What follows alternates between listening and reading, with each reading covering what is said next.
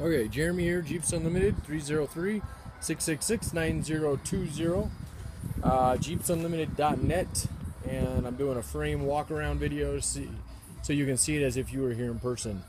It is a straight, solid frame. I would say this would still be considered probably a C+, because it is straight, but it does have lots of scaling on it. Yeah, so there's actually no holes in it or anything like that, no cracks in the frame.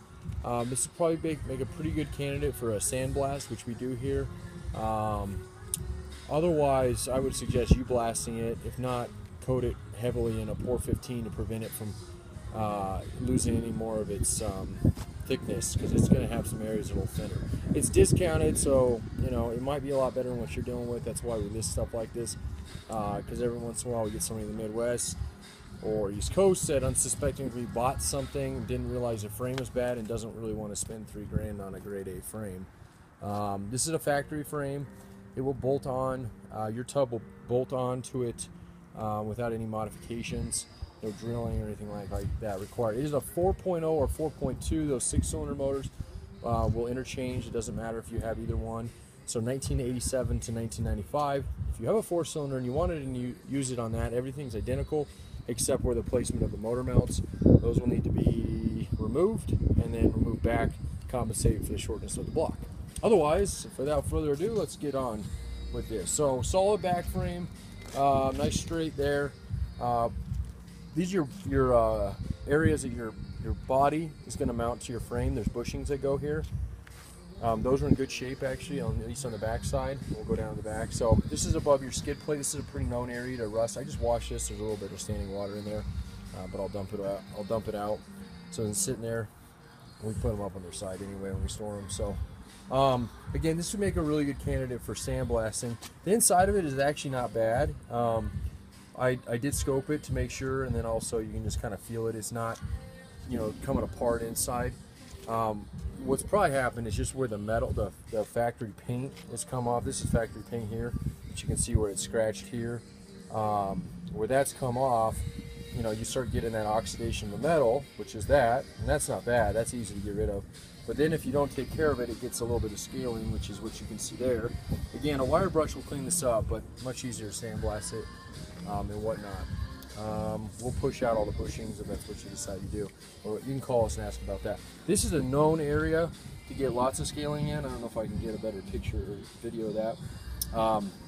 It's just a pocket full, and it traps in moisture and any debris, dirt, sand, anything you can cram into that thing. So that's pretty. This is actually not in terrible shape. This needs to be cleaned out, and I would, like I said, put a rust inhibitor coating in that one. They put a cover on them, but they're makeshift, and I think they're junk. I don't know why Jeep designed it like that, but they did. So this one's in good shape. It's a little bit, you can see where it kind of is scaled out a little bit on that side there. Same with this guy here. But there's still a good amount of metal there. You shouldn't have to do anything to that. Same with that one. That hole right there is not factory. Probably what happened, and we'll see when I flip it over, is they got one of their skid plate bolts stuck. And cut into the side of it. Stupid way to do it. There's a much easier, much better way to fix those when that happens. But nonetheless, it is on this frame. Again, it's discounted based on that and other stuff on it. So motor mounts are here. They're both in good shape. Shock tower here. Looks like they probably got one of their bolts stuck and kind of pulled on that shock. But that can be pounded out with a hammer real easy. Otherwise, the out through there is solid. Other than that little hole they cut into it there, and I would probably patch that just so it's not a weak spot. But these frames are pretty stout. Definitely has a little bit of scaling going on in this pocket here. Again, if we sandblast it, I'll get in there, get that out of there for you. Otherwise, get in there with a wire brush. All that's nice and solid. That's where your bushings go for your radiator support. Those always get a little thin there, just because it traps moisture once again. Both holes for your bumper are in good shape here. This one is slightly pushed in at here, so you can do a couple things. You can try to pull it, but you can actually buy these if you'd like and replace that front sight. You don't actually need to do anything with it. The bumper is still straight. The bumper will still mount on there. This bolt will need to be extracted before you put your bumper on. I would probably replace this. That's my suggestion. I'll put that in the ad. Otherwise, do what you want with it. again, it depends on, I guess, what you're working with and what you're liking to do. So the gearbox, this is depressed in here, and probably, yeah. So my guess, with this side pushed out like this and this side pushed in, is they got one of these bolts stuck and try to hammer it out, which again is a dumb way to do that, but just the way certain people do things on them. There's always easier ways than taking a hammer to something. Usually hammers don't do any good. This would be your driver's side we're looking at here. Again, it's got a little bit of scaling up on this area, but that'll come right off, not a big deal. The main things on this frame, just so you recap the top, I'll flip it over here in a second, are going to be that cutout on the other side. Definitely want to hammer this out. Won't affect anything, but appearance-wise, I would. This is a sleeve they put here, so this sleeve goes all the way through to the other side. So it'd be pretty easy. You could either hammer it, which is probably not the best way. You might be able to heat it a little bit and push in that way. Probably the best way is just to flatten it, get some sort of press on both sides, and it should come right out. This piece here, which you see the discounted there, just because the whole frame is discounted. That guy is broken. It looks like the bottom one. Both have some broken ones there, so you'll want to extract those. Again, discount frame, not one of my flagship frames. I'm not selling it as that either. Definitely not pricing it as that. Just depends on what you're doing. Every time I think one of these is probably not in the quality that I should even be listing it, and this would be kind of teetering that.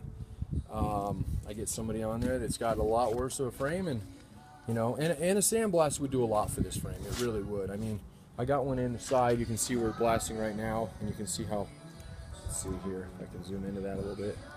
So half the frame's done, half it's not. It comes out really nice when we get those done. So this video is way long, but this kind of needs to detail a lot. Let me flip this guy over here for a second, and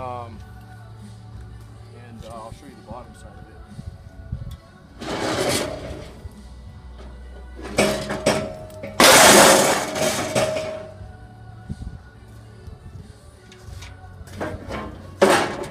Alright, as you see or hear, I'm by myself, so I did that alone. These things aren't super heavy. 150-ish pounds, maybe less, maybe a little bit more, but not much more. Okay, bottom side. Again, underneath your gas tank, that's actually not bad. That will clean up real nice. Bolts here, all that's good. Back half of the frame is solid. I don't think the back half has anything that other than cleaning it up, that it needs at all. If you're needing a back half of a frame, this one might be a candidate. I'd be willing to possibly do that, but I'd rather sell as a whole because it's still a good frame. And I hate cutting something that's solid and straight. So that's your passenger side over here we're looking at. That one there will need to be extracted. That one is where that cutout was on that side there. So you see that's exactly what they did.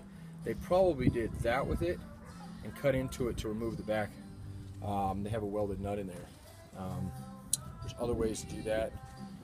There's nut inserts. You can drill out the whole thing. You don't have to. I mean, that was a hack job, and that I would definitely fix because that's going to make a weak spot in that frame eventually. You could coat it and probably get away and put maybe a little thicker metal bracket on the top of that just to reinforce it and probably get away. But better be safe than sorry. This one's broken. You can also see the scaling around it. Most of the rust, you see the scaling, this rust here. Most of the material you see is actually from the belly pan. That's where that deteriorates most of the time. This does have a little bit though. You can see where it's gotten a little thin here, and again around that sides there. The sandblaster will clean that up, but it's also going to take material from that, so make it a little thinner. But it shouldn't be a problem. That's a pretty stout place when you put that belly pan on there. If you get a good belly pan, which we sell those as well, and those are usually in excellent shape. So come up to the front here. Front half of the frame is actually pretty good too. It's besides that guy, so it's kind of the center of the frame that kind of has a little bit of attention, and then again cleaning it up. But I still would replace that front bar because again you can get those and they're real easy to put in. And just to make sure, because it came out of a Jeep that was actually running and driving, so it shouldn't have had any issues with it. Everything came right off. Nothing felt like it was tight in there, but it's still an area I would address. Anyway, this video is way too long. I apologize for that. Give me a call if you have any questions, comments, concerns. Otherwise, good luck, and let us know if we can help you with anything else.